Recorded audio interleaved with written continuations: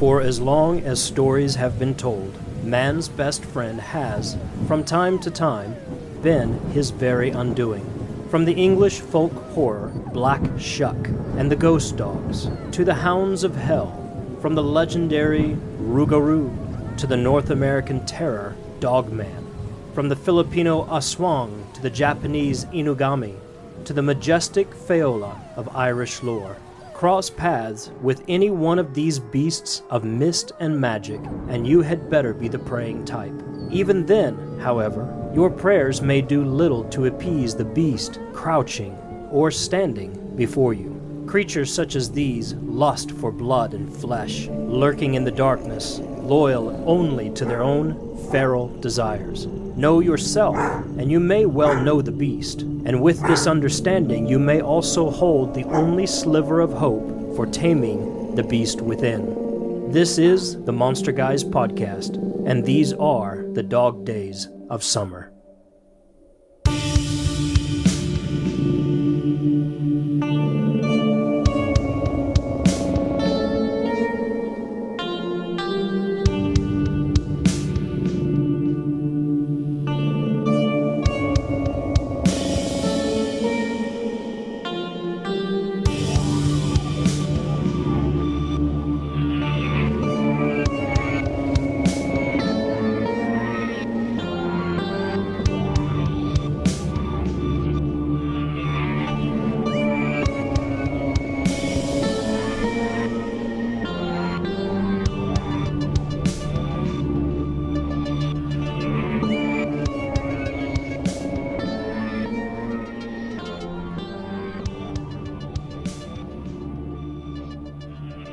Welcome to the Monster Guys podcast. My name is DC McGannon, and as always, I'm here with my partner and co-conspirator in all things creative, C. Michael McGannon. How you doing, Michael? I am good. Have a little bit of a cough. All right, clear your throat there, because we also have another special guest in the studio with us tonight, and it is Nathaniel McGannon, my younger son. How you doing, Nathaniel? I'm good. It's good to have you here. You're going to be with us talking about Dog Days of Summer. We've got Rapid Round episode tonight. We're going to be covering a whole host of dogs from around the world. Literally, we're going to take a global trek and hit many different countries and their legends, their mythologies, and their folklore with regards to dogs tonight. So we're very excited about this one. Gonna pack it all in tonight. Pack it all in. I got that. Ha. Little dog humor. Nathaniel, what have you been up to lately? I mean, you've never been with us on the Monster Guys podcast. You've always kind of been around helping us with stuff, doing stuff behind the scenes. You're always there to help us with our live shows. This is your first time on the show tonight. How does it feel to be on the Monster Guys podcast? It feels good. You think you're going to have some fun tonight? Yeah. You're going to be bringing us some specific information about some of these dogs. Are you nervous? Sort of. I don't know if I can go fast enough and have enough information. Well, I think you'll probably do okay. You've put in your research, we've had our roundtable discussion, and we're going to take care of it, okay? Okay. It's good to have both of my guys in the studio with me tonight, and we are going to have some fun tonight. So stay tuned, Michael, before we get to the Dog Days of Summer and wrap this mini-series up. Just a couple of announcements. We're going to be off, air quotes, in September. We're going to take a little time off. We've actually recorded a couple of episodes for September, so you're still going to be getting the Monster Guys podcast, but we did it ahead of time because we've got several writing projects we've got to finish by the end of September. We've already started. We've been in kind of a marathon writing mode now for a couple months, and we've got to finish these because we come back in October with our Monsters Among Us series for the month of Halloween. And of course, we'll have something special for October 13th this year. But we've got to get all this stuff finished up because technically season 3 of the Monster Guys podcast starts in October, and we've got a lot of stuff to roll out. So we'll be announcing that. So September, we will be tweeting, we'll be answering calls and that kind of stuff, but we're going to be largely tucked away in our writing cave, and then we'll move over to our editing cave, and then we'll probably just lay out in the sun for like 3 weeks trying to recover from all that. As we do. As we do a few times a year. I want to go to the beach. Oh, you want to go to the beach? Yeah. Okay. Last time we went there was so fun. That's right. So maybe we go to the beach after Halloween or something. I don't know. We'll see. Now, all I can say about September's episodes right now is they are weird. We've got some strange stuff coming down the line in September. So probably some of the weirdest conversations that we've had yet on the Monster Guys podcast. That's probably saying something. I was about to say it's saying a lot. But the conversations that we have already recorded that we're going to be bringing to you in September, they are truly out of this world. Would you say so, Michael? No, I would definitely agree with that. And I think it's fitting moving into the spooktacular month of October, of course. The Monsters Among Us series is probably going to be one of our darker series. So it's good to get some of that more bizarre taste that we like to have around that season in there before that. Yeah, definitely. Spooky, yeah. So we definitely have some weird stuff coming. I mean, I'm talking weird. I'm talking strange, bizarre conversations. And by the way, the conversation that you'll hear at the beginning of September is to be continued. Because we got into so much weirdness with this particular guest, and I don't want to spoil anything. You'll get into it next week. But because we had so much weirdness talking to this particular guest, we had to cut it off early because she had to go teach a class. She's a university professor. She had to go teach a class, so we literally just had to stop right in the middle of a very strange point, and we're going to pick up the conversation with her. Now, I will say this, it's not going to be in October. You're going to have to wait a few weeks to finish this conversation, and some of you are probably going to come to our house throwing stones at us, but probably we're going to pick that conversation back up at the beginning of November.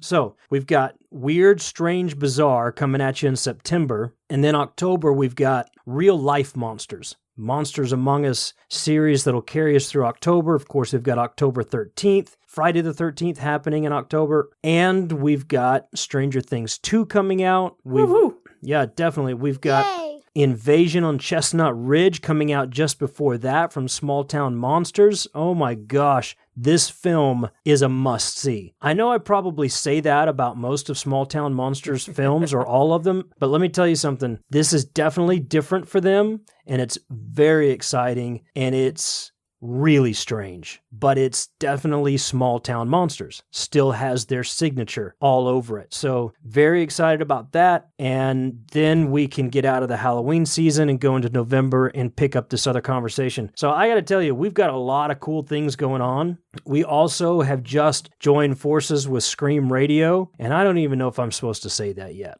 but I'm going to say it. And I'm just going to leave that hanging, and we will explain that more in October with a couple of other big announcements. But just know that the Monster Guys is expanding on the airwaves a lot more in the coming months. So a lot of cool things. So thanks for hanging out with us. Thanks for listening and helping us to build this community and being a part of this. We really do appreciate you taking the time each week to hang out with us and listen and interact with us on Twitter, on Facebook, on Instagram, now on YouTube. You guys, I can't say it enough. You make this worth doing every single week. So I really appreciate it, and I'm looking forward to some really good times ahead for all of you. And what we try to do each week is find ways that we can reward you with great content, great conversation, interviews, and then just hanging out and having fun with you online. Just want to say big, huge thanks to all of you. I think another thing to look forward to in October, Michael, is Werewolves in Siberia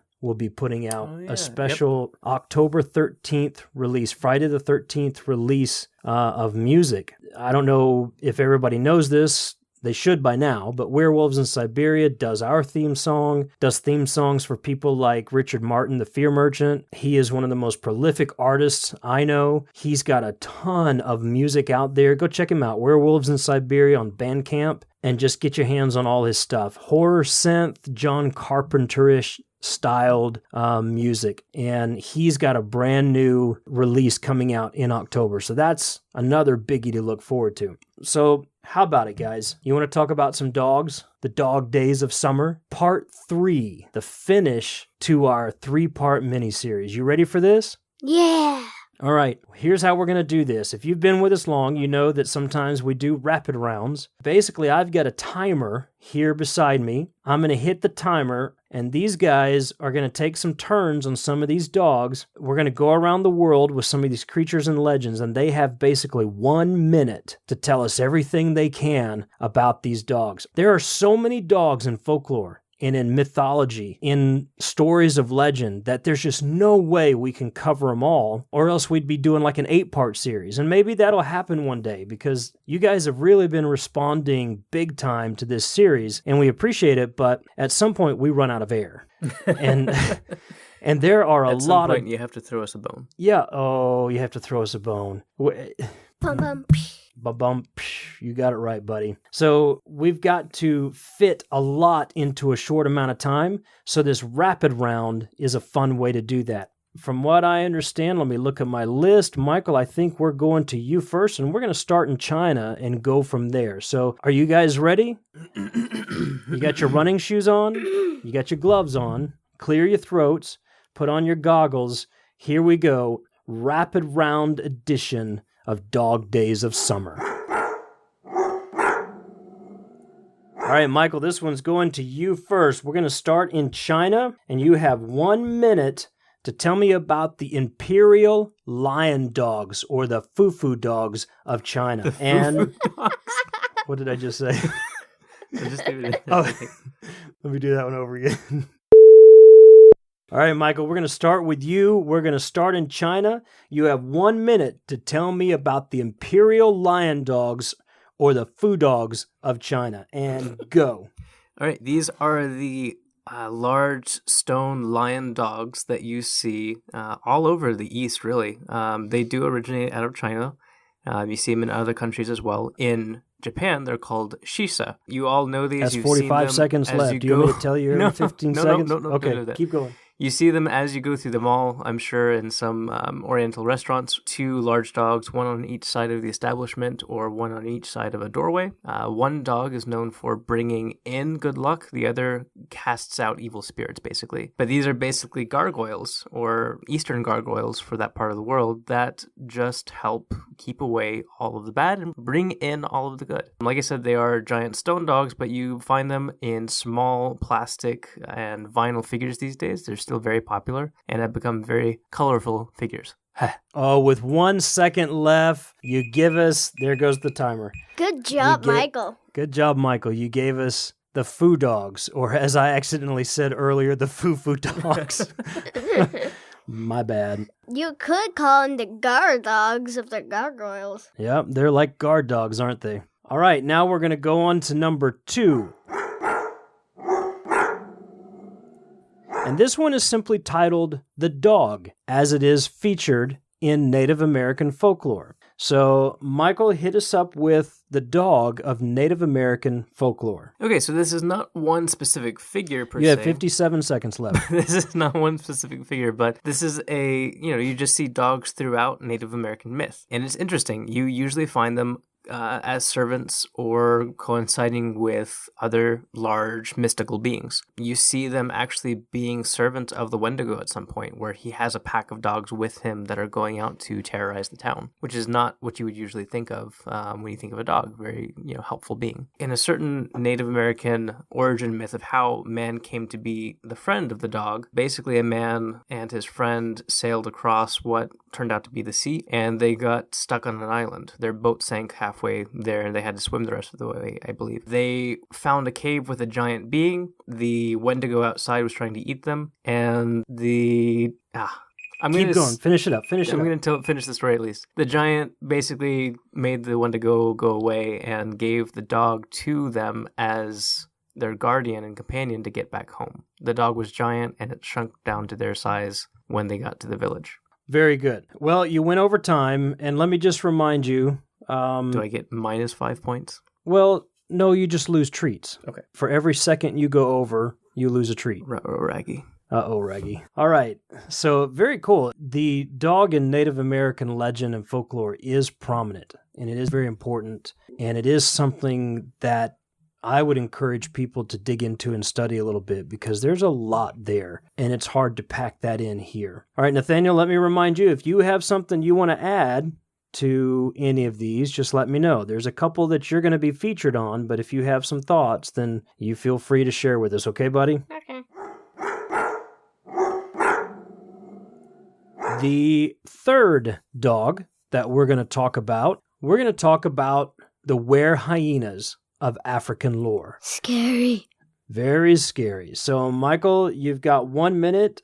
The were-hyenas of Africa. Go. Were-hyenas are just as weird and creepy as they sound. They do take the form of hyenas. They can also take the form of humans. They are sometimes born either way, so they could start out life as a hyena or they could start out as a human being. There is a propensity for people who are blacksmiths to become a were-hyena. So if you are in the blacksmithing trade, you might have a bit of mistrust due to the fact that you may later on in life become a hyena. At night, they are said to go dig up Christian graves and eat the corpses. They will also do other dastardly things, such as magical rituals or just doing blacksmith stuff, I guess. These creatures are called Buddha sometimes, or Bauda, I believe is how you say it. But pretty darn creepy if you think of, somebody with just a hyena head. They're also sometimes hired out as mercenaries. All right. You had a second left on that one again. Good job, Michael. Again. Did I get extra? I think I'll put treats back into your pile for coming under a couple seconds there. That's very interesting that you say that they dig up Christian graves and eat the corpses. That's kind of bizarre. There's the folklore that you see, the pattern that you see with other folklore cultures around the world where, Christianity starts to move into the region. And while I don't think that were-hyenas were great to begin with, they were still kind of, sorcery and dubious to begin with, but they definitely were demonized the more time went on. So it was almost a response to an infringement upon a people's culture and then a reaction to that response as well. Right. Going both ways.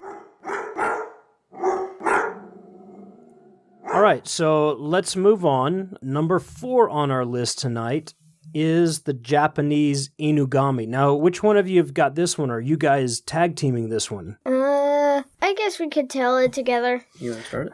Sure. All right, so here we go. The Japanese Inugami, and go. They starve their dog at first, then they bury it up to its head after they die from starving. Then it comes back after dying. It comes back as a spirit and helps them as long as they treat it nicely. Yep, so these are... Wait a second. I'm going to pause the timer for a second because I got to clarify this. This is strange. You're telling me that the owners of the dog bury the dog up to its neck, and then they cut off its head? After starving it. They starve it, bury it up to its neck, cut off its head, and then the dog comes back as a spirit to help the family as long as they care for it. Yeah. That's what you said? Yeah. That is some strange stuff. Okay, Michael, you've got about 35 seconds left on the timer to take out your part. Good job, Nathaniel.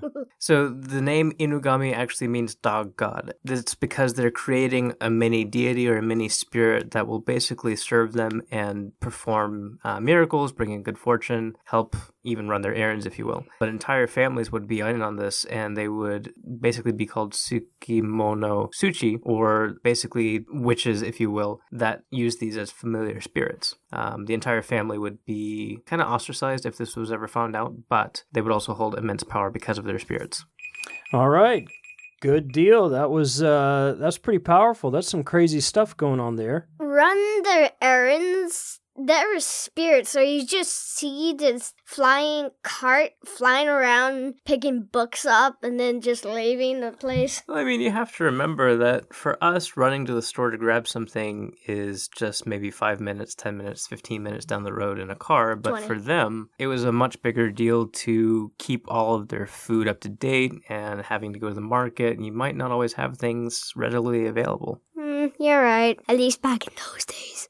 Okay. All right. So let's move on now. That was the Inugami of Japanese lore. By the way, you can find out more about the Inugami at our friend's website, Matthew Meyer, who is a yokai illustrator and expert. If you go to yokai.com and then just look up Inugami, that starts with a capital I. Look at his listing there, and you can find out a lot more about the Inugami. Okay. Number 5. Wow, we're already to number 5. You guys are doing pretty good. Let's talk about the Kushi of Ireland folklore. All right, this figure should be familiar to anybody who has watched the movie Lady in the Water. Whether you love it or you hate it, you have to admit the green wolf-like creature in that movie was pretty cool. Yeah, I think you just stirred up a lot of emotions with that title. So the Kushi is actually known as the fairy hound. He is a large, green, wolf-like canine creature, but he is known for having matted green hair that basically looks like grass. Because of this, he can blend into surroundings, and just like in that movie, he can kind of lay flat and, blend in with even a flat place. His tail is known for being long and matted and knotted. He's also kind of spiky because of the whole grass-like appearance. That aside, he is known specifically for chasing down people and also kidnapping kids so that they can be replaced with changelings. I'm afraid. Indeed, whether you like or dislike, love or don't love that film, the Kushi is a terrifying beast in legend. At least for me, even more terrifying. Yeah, because he eats children. Well, he doesn't eat them. He just kidnaps them. Well, who knows what he does after he kidnaps them? Most of these creatures eat the children too. Like Krampus. He actually takes them to the fairy realm for them to be either slaves or reared by fairies. Well, that's true. He is a fairy. Better or worse, I'm not sure. All right, on to number 6. And Nathaniel, we're going to start out with you on this one because this is Cerebrus, or Cerebrus, depending on whether or not you want to speak Greek or Latin. One of my favorite. So this one is one of your favorite creatures of mythology, huh? Yep. All right, so here you go, Nathaniel. You have 1 minute to tell us about the Cerebrus or the Cerebrus of Greek mythology. I want to speak French. All right, tell us about it. Your timer's on. So he has 3 heads. He's the servant of Hades, keeping souls locked away, and he's the guardian of hell. He has snakes on his body and a snake tail. He's another sibling like the Sphinx and the legendary lion and the 2-headed dog and the Chimera. Very good. Is that what you've got? Yeah.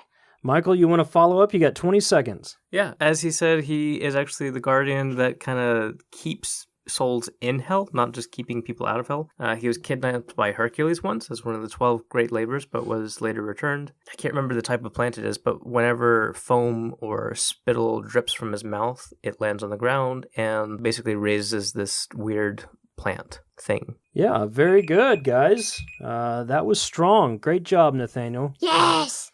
All right, let's move on to number 7. And this one's a biggie. This one's a lot of fun. Well, I guess depending on which side of the line you're on for this one. But let's go on to Native American skinwalkers, and particularly from the Navajo tribe is what we're going to be speaking from today. So you've got 1 minute and go. So skinwalkers pretty much change the skin and can turn into a lot of things, including dogs. They're psychopathic and they take powers from learning people's names, and they just pretty much turn into anything, so it's really hard to tell what they are. They do favor the form of coyotes. They'll turn into owls too sometimes, but especially in popular culture nowadays for things like Ginger Snaps and Ginger Snaps Back, they're known for taking that canine form. They like to steal souls. If they learn your name, they have a certain amount of power over you. And interestingly enough, there's still a lot of Skinwalker sightings to this day. This is not just a folklore and mythology thing from back in the day. This is almost like a Bigfoot encounter type of monster that you still have to deal with in modern times. Wow, you guys are bringing it in right at that minute mark. Good job, both of you. That's some great information. We're risking it. And taking a big risk. The Skinwalkers are a very popular creature in a lot of video games, a lot of movies, TV shows. It just seems to be a very popular piece that people want to play with their storytelling. I don't know, to me, some of them are a little bit disrespectful. Some of them are kind of on and treat it well. You know, it's kind of like the Oekigahara, the Japanese suicide forest, if you will, for lack of a better translation. But, you know, when people deal with that in movies and in modern storytelling or video games, a lot of people don't treat it with respect. And I think Skinwalkers is the same thing. This is a very serious legend to a lot of tribes and a lot of people. And so I think when we talk about this and we deal with this, whether in storytelling or we try to recreate this type of thing, we need to be careful and be respectful to those cultures. The whole part about pop culture as well, it can be good to spread knowledge and stories, but kind of like with the werehyenas, a lot of people have the Bauda, a lot of people have the tendency to just think, oh, well, that's their version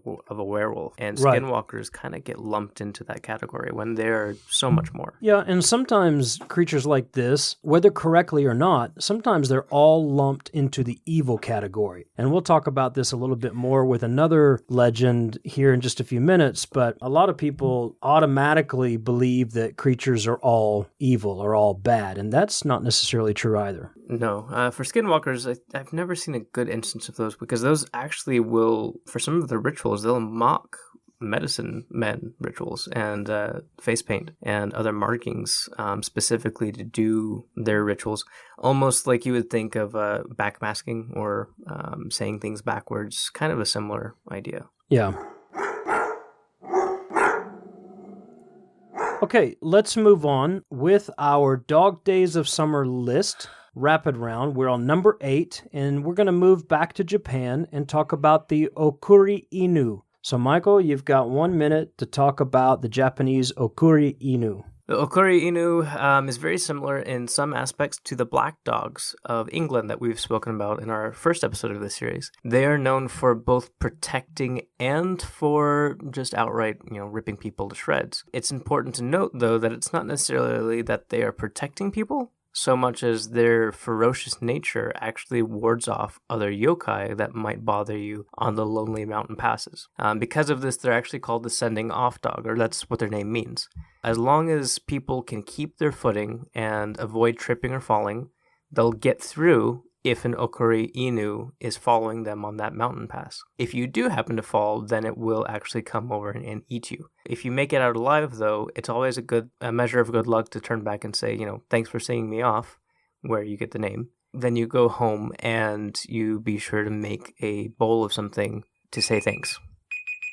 And in case you didn't catch that last word, he said to say thanks. If the timer beeped over his word there. Always thank your yokai. Always thank your yokai. All right, very good. Let's move on now to number 9. And Michael, this is one of those that I was talking about earlier. Some people always just tend to throw these creatures into the bad category or the evil category, and that's not necessarily accurate. This time we're talking about the Egyptian or the African Anubis. So, Nathaniel, I think you're going to kick us off for this one. Talk to us about the Egyptian Anubis. The people believe that he was real, and they worshipped him for a very long time. And there's many others like him. But he's also the god of death. Yeah, he is a god of death. Specifically, though, a god of shepherding people from this life to their eternal resting place, or maybe not eternal, but their next life, if you will. Because of, the whole stipulation of being a death god, he is considered evil by a lot of pop culture stories. But he's not really evil whatsoever. If anything, he's not even like the top dog, no pun intended, of the underworld. Like I said, he is somebody who just shepherds people from one spot to another. And in this, he's a very kind and benevolent being. It's interesting to note, some people believe his name means royal son, and one of his titles is Lord of the Sacred Land. So it's interesting because he has no actual temple. All of his monuments, all of the places that you actually find his name inscribed are tombs and cemeteries. But he definitely holds a degree of royalty and a very high regard amongst the Egyptians. It's also interesting to note, after talking about Hecate the other week, that,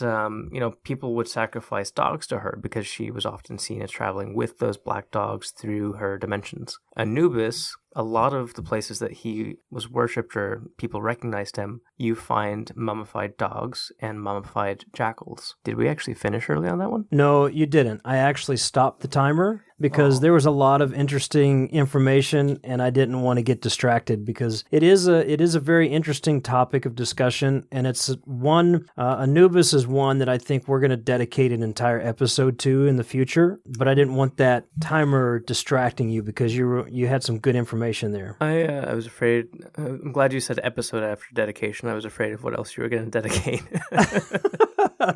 So that was Anubis, and like I said, a lot of times people would think of him as evil, and it's always not always necessarily so. And I think the interesting term you brought out there was a shepherd. I can't remember if you said it, but he's kind of like the ferryman for the Egyptian lore. The shepherd terminology was interesting to me, and that fits the dog very well because dogs are known as shepherds or caretakers, and that's exactly what he is or was in that mythology. Yeah, and I think that's actually a term you had used before in previous talks about Anubis, so it's kind of stuck with me. It fits, and I think I've seen images of him with a long staff, so he kind of takes on that appearance as well. He's also another one of my favorites. Anubis is also another one of your favorites? Mm-hmm. Very good. All right, so let's move on. We are now on number 10. The Nahuatl of the Nahuatl tribes, basically of Aztec mythology. So the Nahuatl, Michael, you've got 1 minute. Okay, I'm going to leave the name to you and not try to pronounce it and get tongue-tied.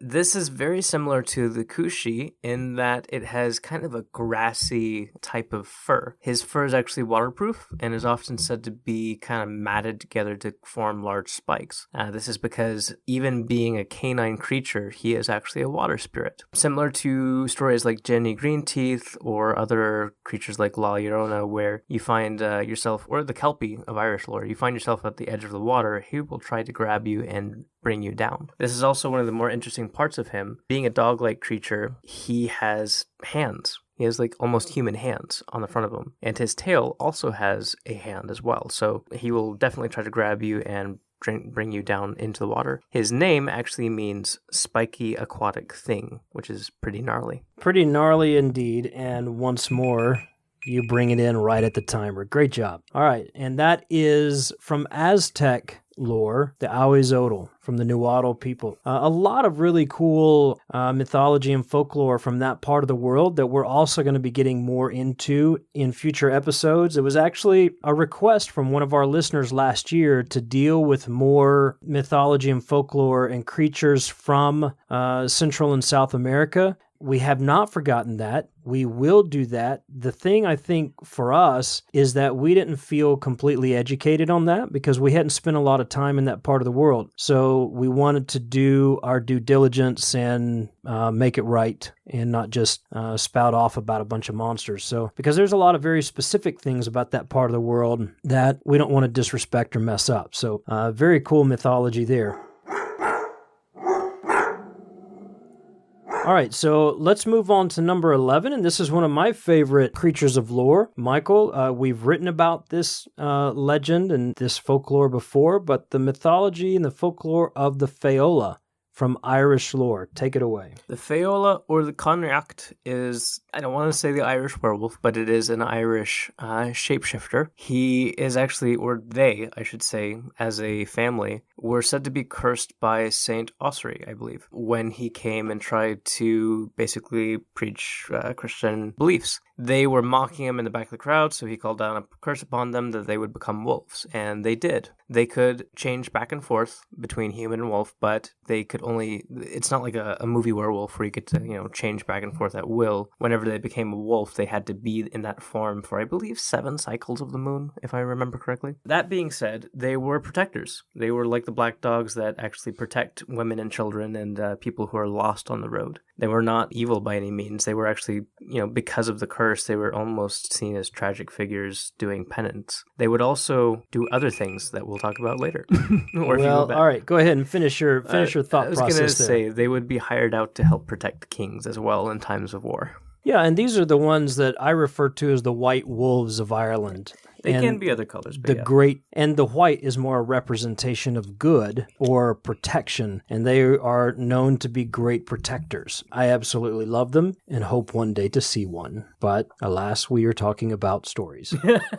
Maybe they're not stars because Dogman is real. These are one of those creatures in lore that my heart hopes that they're real, and someday I get to see them, but that's just me talking. The Irish Faeola. Let's move on. We've got one more on our list to talk in our Around the World trek of Dog Days of Summer, and this is one that often people mistake as a raccoon.